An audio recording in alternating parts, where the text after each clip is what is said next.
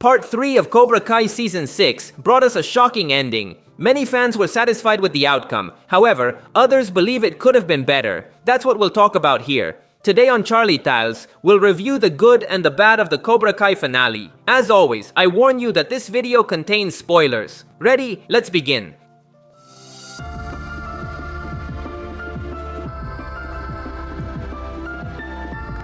My first good point is the series finale. Part 3 had the difficult task of showing us the grand conclusion to everything. Cobra Kai has developed a great story with many characters throughout its 6 seasons. For this reason, it was very complex to wrap up the series effectively. However, I can say that the ending was quite satisfying. Part 3 of Cobra Kai brought us the great return of Johnny Lawrence's Cobra Kai. This was what all the fans had wanted for a long time. I think many fans were a little annoyed that the last few seasons focused so much on Miyagi-Do. The series is called Cobra Kai, not Miyagi-Do. However, the series finale brilliantly solved this problem. They returned the spotlight to Johnny and Miguel.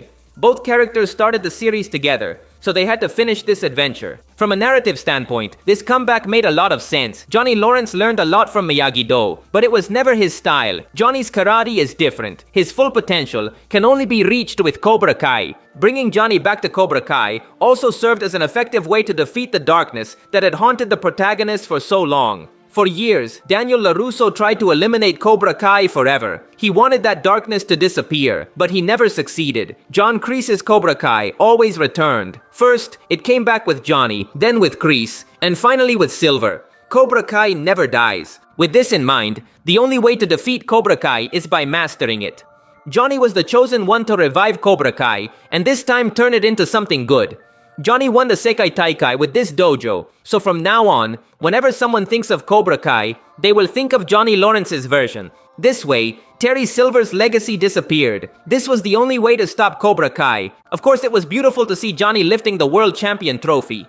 Johnny Lawrence deserved that victory. His story ended very well, with a happy family, a great relationship with his son Robbie, and a strong friendship with Daniel. A perfect ending. Daniel's ending seemed simple, but solid to me. Miyagi-Do withdrew from the Sekai Taikai, which was a bit disappointing, but it made sense considering Mr. Miyagi's teachings. He said they should only fight when necessary. Sam didn't genuinely feel the desire to fight against Tori. She was happier training Tori so she could win the tournament. This was a very pure act of altruism. It was a clear demonstration of Miyagi's philosophy. John Kreese's ending also seemed great to me. Since season 2, it was suggested that he wasn't entirely evil. He simply had a tragic past due to his girlfriend's death.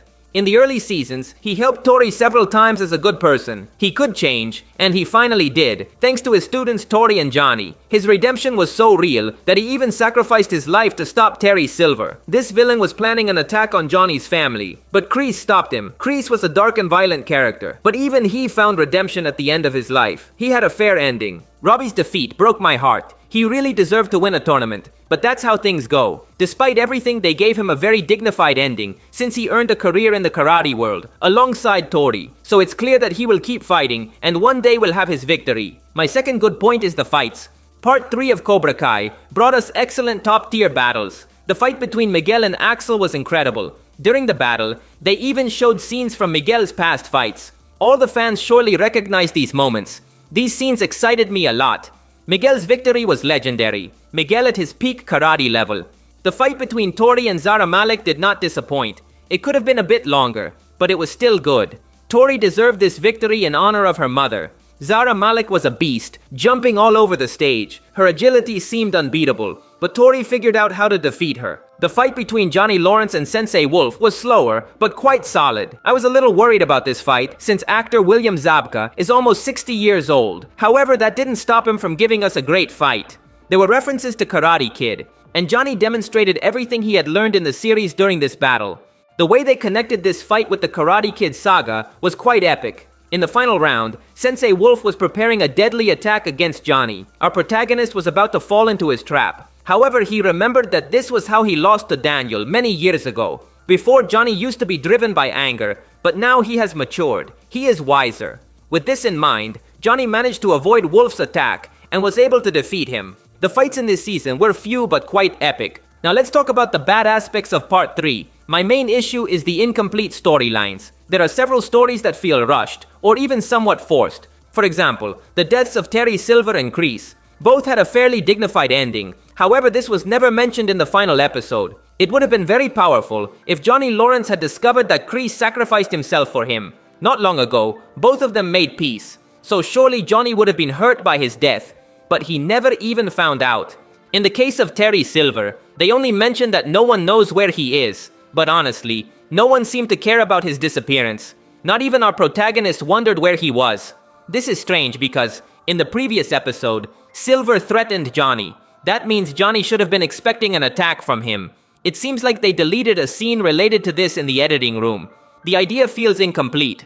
It would have been interesting for Johnny to learn about Kreese's death, and at least say a few words in his honor. Besides that, there are characters who were completely forgotten due to the limited time available. Hawk and Dimitri didn't fight at all. They became support characters with an uninteresting storyline. I would have liked to see one last victory for Hawk, but sadly it didn't happen. There are other characters who don't have a single line. For example, Kenny. I literally never heard him speak. Unfortunately, there wasn't enough time, but I would have liked to see future scenes with Kenny facing Anthony in the All Valley tournament. Something like that would have been great. Another strange element was Terry Silver's illness. I found the idea that he only had a few months to live very interesting.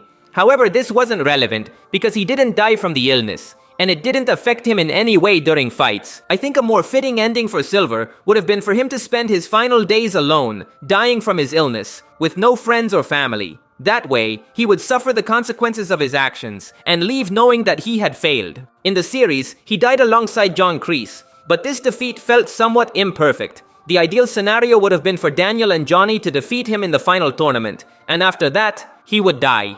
Axel's storyline also feels somewhat incomplete. In the end, he rebelled against his master, and regretted the bad things he had done. All of that was great, but it would have been perfect if they had shown a scene of him apologizing to Robbie for breaking his knee. They could have even added a more epic ending, for example, showing us a future scene where both face each other again, but this time in a fair fight. That would have been a legendary ending for Robbie. He deserved a clean fight against Axel.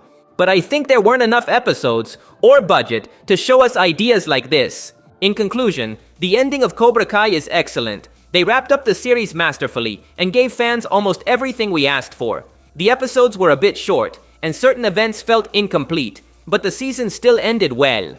That's all for today. If you liked the video, you'd really help me out by leaving a like. That would be legendary. Also, remember to subscribe to see more videos like this. Thanks for listening. My name is Charlie, and I'll see you in the future.